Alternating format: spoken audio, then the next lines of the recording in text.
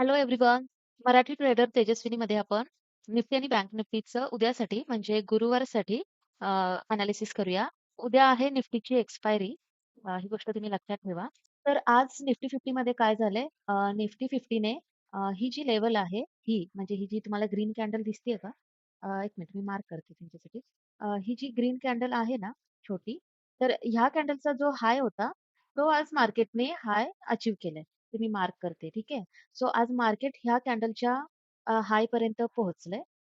तर अ, मी आज म्हणजे मार्केट थोडंसं काय झालं गॅप अप ओपन झालं होतं आणि त्याच वेळी मी सकाळ प्री मार्केट ज्यावेळी ओपन झालं आणि मार्केट थोडंसं गॅप अप ओपन होणार आहे हे समजलं. तर मार्केटची रेंज इथेच आसपास होती आणि त्यामुळे मी आज सकाळी मेन मार्केट ओपन होण्याआधीच तुम्हाला एक नोट टाकली होती इथे, की आज मार्केट जे आहे 23,795 निफ्टीमध्ये आणि बँक निफ्टीमध्ये 50,446 या लेव्हल्सवरून रिजेक्शन घेऊ शकतं. आता ज्यांनी कोणी ही पोस्ट बघितली असेल YouTubeवर, त्यांना आज फायदा झाला असेल कदाचित. तर हे नोट मी का टाकली ते आता मी तुम्हाला सांगते. तर झालं असं की मार्केट एक्झॅक्टली 23,995 ह्या लेव्हल जवळ म्हणजे ह्याच्या आसपास ओपन होत होतं आज सकाळी. ठीक आहे. 23,801 ला काहीतरी मार्केट ओपन झालंय. पण इमिडिएटली तिथे जो रेझिस्टन्स होता, तो जो मी तुम्हाला रेझिस्टन्स दिला होता, तो होता. तर त्यामुळे त्या लेव्हलवरनं मार्केट रिजेक्शन घेणार होतं आणि म्हणून मी तुम्हाला ती लेव्हल दिलेली. कारण ती जी लेव्हल होती ती म्हणजे ह्या ग्रीन कॅन्डलचा हाय होता. आता बेसिकली अ, अ, हे जे आहे ना, ही जी ग्रीन कॅन्डल दिसते ना, या रेंजला मोस्टली सप्लाय झोन असं बोलतात. आणि सप्लाय झोनवरनं जे कोणी मोठे ट्रेडर्स असतात ना, ते त्या ठिकाणी ह्या झोनवर म्हणजे मार्केट जेव्हा पण पंप होतं आणि ह्या झोनपर्यंत येतं ना, त्यावेळी सप्लाय झोन इथे असतो, असं लोकं मानतात. जे मोठे ट्रेडर असतात ते आणि ते लोकं ह्या पोझिशनवरनं किंवा ह्या लेव्हलवरनं शॉर्ट करणं पसंत करतात. ठीक आहे. सो त्या कारणामुळे मी तुम्हाला सांगितलं होतं, की आता मार्केट ह्या लेव्हलला जर आलं, तर इथून एक रिजेक्शन घेऊ शकतं आणि म्हणून आज मार्केट ह्या लेव्हलपर्यंत गेलंय आणि इथून मार्केट पडलंय. ओके. सो ही एक इम्पोर्टंट गोष्ट होती. आता आणखीन एक गोष्ट अशी सध्या मार्केटमध्ये सुरू आहे, की जे एफ-आय-आय आहेत, म्हणजे फॉरेन इन्व्हेस्टर्स आहेत, ते ऑलरेडी बऱ्यापैकी म्हणजे त्यांचं जर म्हणजे ते आता सध्या खूप प्रॉब्लेमॅटिक झालं आहे त्यांच्यासाठी. कारण की अगोदर त्यांचं जर 10% जर का प्रॉफिट इंडियन मार्केटमध्ये झालं असेल, तर आता ते काय झालंय इतके सारे टॅक्सेस होते इंडियामध्ये. त्यानंतर मग डोनाल्ड ट्रम्प यांनी टेरिफ अनाउन्स केलं. ह्या सगळ्याचा परिणाम कुठेतरी मार्केटवर झाला, इंडियन मार्केटवर आणि इंडियन मार्केट खूप जास्त पडले. आणि ह्या टॅक्स आणि ह्या सगळ्या गोष्टींमुळे काय झाले, जर एफ-आय-आयना आधी 10% जर रिटर्न बनत असतील, तर ते डायरेक्ट 4% 5% वर आले. आणि मग एवढ्या मोठ्या म्हणजे ते एवढ्याशा रिटर्नवरती कसे काय बाहेर पडतील? आणि त्यांना आता दिसतंय, की मार्केट अजून पण एवढं जास्त पंप होत नाहीये. तर ते लोकं काय करतायत, की थोडंफार मार्केट पंप झालं ना, की ते त्यांच्या पोझिशन्स क्लिअर करतात. म्हणजे मार्केट आता थोडंसं पंप झालं, की थोडेसे त्यांचे रिटर्न्स जे असतात ते वाढतात. मग ते सेलिंग करतात. पुन्हा थोडंसं मार्केट पंप झालं, की पुन्हा ते त्यांच्या ज्या पोझिशन्स आहेत त्या थोड्या-थोड्या करत क्लिअर करत आहेत. त्यामुळे असं पण होतंय, की जेव्हा पण मार्केट थोडंफार एखाद्या दिवशी पंप होते, तेव्हा नेक्स्ट डे पुन्हा मार्केट थोडंसं पडतंय. म्हणजे त्या दिवशी त्या दिवशी ज्या दिवशी मार्केट पंप होतं त्याच्यानंतर हे काय करतायत एफ-आय-आय फॉरेन इन्व्हेस्टर्स त्यांच्या पोझिशन्स ज्या आहेत त्या थोड्या-थोड्या करत क्लिअर करत आहेत. आणि ह्याचा पण परिणाम आहे, की जेव्हा मार्केट पंप होते त्यानंतर थोडंसं रिजेक्शन सुद्धा तुम्हाला बघायला मिळते. ठीक आहे. सो आजची ती जी लेव्हल होती ती खूप इम्पोर्टंट होती आणि ह्या गोष्टीमुळे मी तुम्हाला सांगितलं होतं, की ह्या लेव्हलवरनं आज मार्केट रिजेक्शन घेणार आणि त्यामुळे तुम्ही केअरफुल राहा आणि आज तुम्हाला ही कॅन्डल बघायला मिळते डेली टाईम फ्रेमवर. ओके. सो 5 मिनिटाच्या टाईम फ्रेमवर काय झाले त्यात आपण बघूया. ठीक आहे. सो हा 5 मिनिटाचा निफ्टीचा चार्ट आहे. अ, 23,795 ची मी तुम्हाला लेव्हल दिली होती आणि मार्केट इथे ओपन झालंय. ओके. 23,801 च्या आसपास इथं मार्केट ओपन झालं. त्यानंतर मार्केट पडायला लागलं आणि नेक्स्ट खाली जी मी तुम्हाला लेव्हल दिली होती 23,762 तिथून मार्केटने पुन्हा सपोर्ट घेतला. ओके. त्यानंतर इथे साइडवेज झालं. मग पुन्हा मार्केट थोडंसं पंप झालं. आणि त्यानंतर पुन्हा मार्केट पडलं. त्याच लेव्हलवरनं पडलंय. ओके. आणि त्यानंतर दिवसभर तुम्ही जर बघाल ना, तर मार्केट याच रेंजमध्ये 23,795 पासून 23,739 ह्याच लेव्हलमध्ये मार्केट टाईमपास करतंय. याच्या आसपासच आज दिवसभर मार्केटने टाईमपास केलाय आणि विशेष अशा काही मूव्हमेंट नव्हत्या. कंप्लीटली मार्केट साइडवेज होतं आणि मार्केट 3 वाजता 3 पीएम ची जर स्ट्रॅटेजी तुम्हाला माहिती असेल, तर 3 वाजता मार्केटने खूप छान हे जे प्रीमियम्स जे होते ते खूप जास्त पंप झाले आणि मार्केट इथं पडलंय 3 वाजता. ठीक आहे. सो तुमच्यापैकी किती जणांना 3 पीएमची स्ट्रॅटेजी माहिती आहे मला कमेंट करून सांगा आणि ज्यांना कोणाला 3 पीएमची स्ट्रॅटेजी माहिती नाहीये, त्यांनी सुद्धा कमेंट करून सांगा, की मी तुमच्यासाठी ती स्ट्रॅटेजी सांगू. मग मी उद्याच्या व्हिडिओमध्ये 3 पीएमची स्ट्रॅटेजी काय असते, हे तुम्हाला उद्याच्या व्हिडिओमध्ये नक्की सांगेन. ठीक आहे. तर त्यासाठी कमेंट करा आणि मला सांगा, की तुम्हाला 3 पीएमची स्ट्रॅटेजी जाणून घ्यायची असेल तर. ओके. सो मार्केट आज एका रेंजमध्येच होतं आणि ॲक्चुअली पडत थोडं करत मार्केट पडलंय. पण प्रीमियम्सवर जास्त म्हणजे प्रीमियम जास्त पंप झाले नाहीयेत. पण 3 वाजता जे आहे ते मार्केटमध्ये खूप चांगला पंप आला होता प्रीमियममध्ये. पुट साइडचं प्रीमियम खूप चांगलं वाढलंय. ओके. सो आज असं झालं आणि ही जी लेव्हल होती कालची, हे ॲक्चुअली मी तुम्हाला ही मार्क करून दिलेली नाहीये. पण काल मी तुम्हाला ही लेव्हल दिली होती. 23,687 आणि 23,675 ह्या ज्या लेव्हल मी कालसाठी दिल्या होत्या, त्या मी ॲक्चुअली आज घालवल्या नव्हत्या.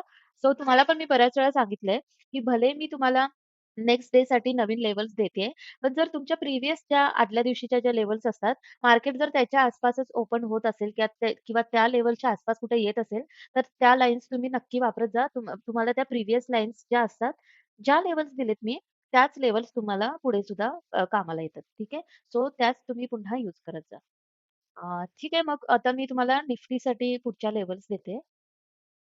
ओके. सो लेव्हल्स देण्याआधी आणखी एक गोष्ट मी तुम्हाला सांगते, की आता मार्केट जे आहे, की मार्केटमध्ये खूप चांगले बुलिश मोमेंट्स यायला सुरुवात झालेली आहे आणि त्यामुळे येत्या काही दिवसामध्ये मार्केट जे आहे ते 24,000 ची जी लेव्हल आहे, इथपर्यंत आरामात जाऊ शकते. सो येत्या आठवड्याभरात आपल्याला मार्केट 24,000 आणि त्याच्यानंतर मग मार्केट ही जी लेव्हल आहे, हा हाय तुम्हाला दिसतोय 24,225 इथपर्यंत येऊ शकते. ठीक आहे. सो आता लेव्हल्स देते मी. तर या निफ्टीसाठी उद्यासाठी लेव्हल्स असणार आहेत. उद्या निफ्टीची एक्सपायरी असणार आहे.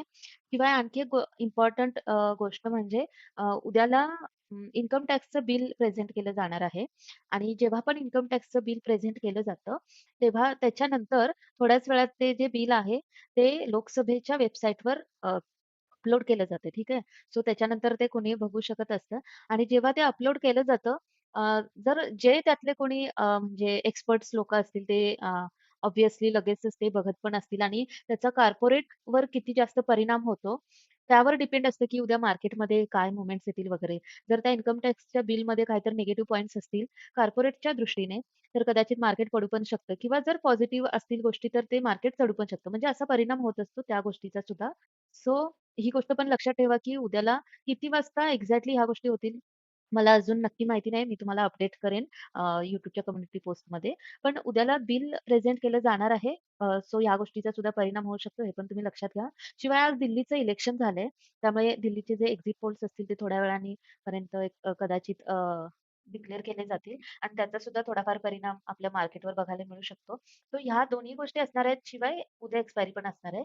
सो ह्या सगळ्या गोष्टींचा रिएक्शन होणार उद्या मार्केटमध्ये निफ्टीवर. सो ह्या सगळ्या गोष्टी तुम्ही लक्षात ठेवा उद्यासाठी, ठीक आहे. सो उद्यासाठी ह्या लेव्हल्स असणार आहेत. ह्या ज्या लेव्हल्स आहे ह्या मी तशाच ठेवते. उद्या जर 23,807 ची लेव्हल जर तोडली मार्केटने, हा रेझिस्टन्स जर तोडला उद्याला, तर मार्केट उद्याला 23,868 आणि त्याच्यानंतर 23,938 पर्यंत जाईल. म्हणजे कालच मी ह्या लेव्हल दिल्या होत्या, त्याच लेव्हल घ्यायच्यात तुम्ही. ठीक आहे. आणि त्या पण लेव्हल्स जर तोडल्या 23,938 तर मग मी नंतर अपडेट देईन तुम्हाला कम्युनिटी पोस्टमध्ये. ठीक आहे. आणि त्याच्यानंतर अ, उद्याला 23,680 ही लेव्हल जर तोडली मार्केटने, तर मग मार्केट उद्याला 23,631 पर्यंत येऊ शकते. त्यानंतर 23,528.